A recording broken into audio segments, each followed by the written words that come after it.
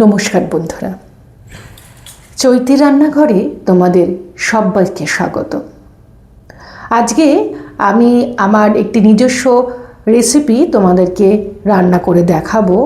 রান্নাটির নাম দই চিকেন। রান্নায় একটু টুইস্ট আছে, তোমরা দেখো কিভাবে আমি রান্নাটা করছি। রান্নাটি আমি পুরোটাই ঘিতে করব। এখানে ঘি, নুনের ডিবে, কারি পাতা আমি একটু ভিজিয়ে রেখেছি, এখানে হিং, সাদা সর্ষে আর শুকনো লঙ্কা, মানে লাল শুকনো লঙ্কা নেই, এমনি নর্মাল যে লঙ্কা শুকিয়ে যেটা হয়েছে সেটাই। যেহেতু দই চিকেন তাই এখানে দইয়ের পরিমাপটা কিন্তু অনেকটা রয়েছে। ফেটিয়ে নিয়েছি এবং সব সময় চেষ্টা করবে ফ্রেশ দই নিতে, যাতে টোকো ভাবটা না থাকে। এখানে প্রায় 700 গ্রাম চিকেন আছে এবং নতুন আলু, এগুলো কিন্তু আমি জল দিয়ে ধুয়ে খুঁচিয়ে, মানে ফোর্ক দিয়ে খুঁচিয়ে আমি ছাড়িয়ে নিয়েছি। এখানে আদা, রসুন, লঙ্কা, গোলমরিচ, ধনে গুঁড়ো, জিরে গুঁড়ো, সামান্য হলুদ এবং বড় এলাচ ও ছোট এলাচ, এতগুলো জিনিস দিয়ে আমি ম্যারিনেশন করেছি।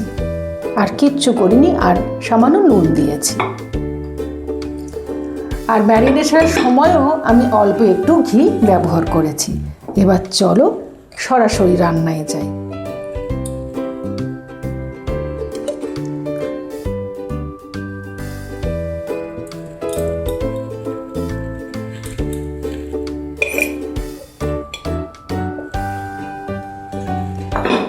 ঘি দিয়েছি, এবার আমি নুন দেব।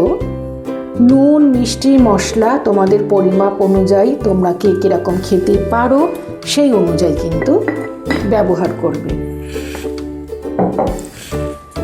এটা গরম হয়ে গেলে আমি ম্যারিনেট করা মাংসটা দিয়ে দেব। খুব সিম্পল রান্না, মনে হচ্ছে অনেক কিছু না, বিশেষ কিছু নেই, তবে হ্যাঁ যেটুকু প্রয়োজন সেটুকু তো আমায় দিতে হবে, সেইগুলোই দিয়েছি।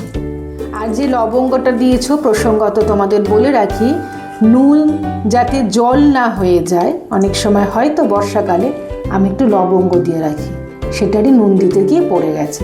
তোমরা চাইলে একবার দেখতে পারো, অনেকে চাল দেয়, আমি লবঙ্গ দিয়েছি এবং গন্ধও ভালো থাকে। এবারে আমি সমস্ত মাংসটাই দিয়ে দিচ্ছি। হাতে যতটা সম্ভব আমি সুন্দর করে ম্যারিনেশন করে রেখে দিয়েছিলাম, মেখে, হাতে মেখে।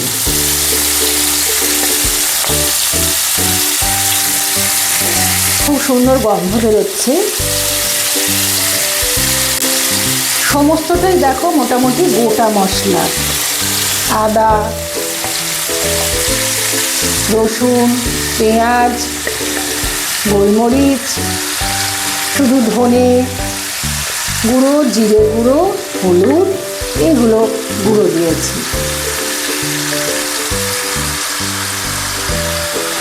তোমরা চাইলে আলাদা করে আলু ভেজে দিতে পারো, সেদ্ধ করে দিতে পারো। যেহেতু নতুন আলু, সেদ্ধ হয়ে যাবে, এটা আমার অভিজ্ঞতা, তাই আমি আলুগুলোকে ছাড়িয়ে, ভালো করে ধুয়ে ছাড়িয়ে, কাঁটা চামচ দিয়ে বা চাইলে তোমরা ছুরি দিয়ে একটু খুঁচিয়ে দেবে, যাতে নুন মশলাটা ভালো করে ঢোকে।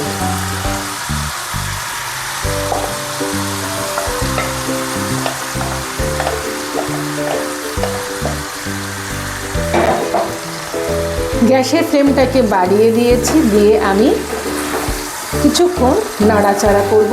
তোমরা খুব ভালো রকমই জানো যে প্রত্যেকটা মশলার নির্দিষ্ট একটা স্মেল থাকে, কাঁচা আর একটা গন্ধ থাকে, সেটা যাতে না থাকে। আমি হলুদ দিয়েছি, তোমরা চাইলে স্কিপ করতে পারো। আমি 5 মিনিট ধরে নাড়াচাড়া করেছি, গ্যাসের ফ্লেমটাকে কমিয়ে দিয়েছি। এইবারে কিন্তু আমি ঢাকা দিয়ে দিচ্ছি। দেখো, আমি ভাপটা যাতে বেরিয়ে যেতে না পারে, আমি একটা টিস্যু পেপার গুজেছি। আমার কিন্তু রান্না প্রায় শেষের পথে। যদি তোমাদের ধরে যায় তাহলে সামান্য জল দিতে পারো, আমার লাগেনি। দেখতেই পাচ্ছ পুরোটা গলে গেছে, আলু, মাংস যদি ধরে যায় তাহলে একটু জলের ছিটে বা হালকা একটু জল দেবে। খুব সুন্দর গন্ধ বেরিয়েছে, বাড়িতে অবশ্যই একবার বানিয়ে দেখবে। আমি আপাতত এটাকে ঢেকে রাখছি। রান্নায় যে টুইস্টের কথা বলছিলাম এইবারে হচ্ছে তার কাজ।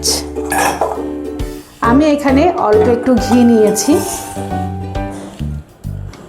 এখানে হিং আছে, লঙ্কা আছে আর সর্ষে আছে, সাদা সর্ষে দিয়ে দিচ্ছি। ঘি আমি কম করেই নিয়েছি, তোমাদের যদি প্রয়োজন হয় তোমরা বেশি বাড়াতে পারো, তবে রান্নাটি ঘিতেই উপাদেয় হবে। চাইলে রিফাইন তেল, বাদাম তেল, সর্ষের তেলে খেতে পারো, মাখনও করতে পারো, মাখন কিন্তু পুড়ে যায়। খুব ভালো করে এটা গরম হবে, গ্যাসটাকে একদম লো করে দিলাম। কারি পাতাগুলো রয়েছে সেগুলো এবার দিয়ে দেব।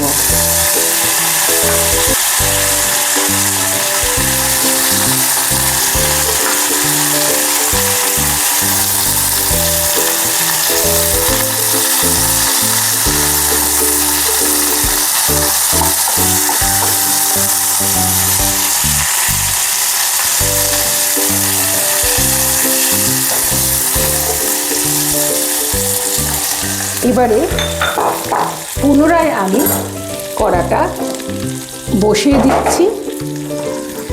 এইখানে যে দইটা রেখেছি, তোমাদের আগেই দেখিয়েছিলাম, সেই দইয়ের মধ্যে আমি এই ফোড়নটা দিয়ে দেব। দইটা কিন্তু একটু বেশি নিয়েছি, দই চিকেন, তাই একটু বেশি করেই নিলাম। চেষ্টা করবে যাতে ফ্রেশ দই হয়, টুকো ব্যাপারটা যাতে না থাকে। আমি আলাদা করে কিন্তু আর জল দিচ্ছি না। আবারও বলছি, যদি তোমাদের মনে হয় যে মাংসটা ধরে যাচ্ছে, সামান্য একটু দেবে। তারপর এই দইটা কিন্তু আমি দিয়ে দেব।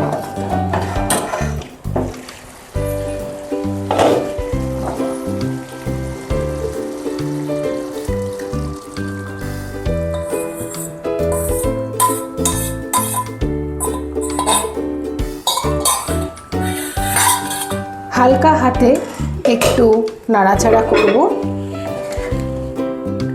খুব সুন্দর একটা কালার এসছে, একটুখানি ফুটিয়ে নেব, তারপর কিন্তু আমি নামিয়ে দেব।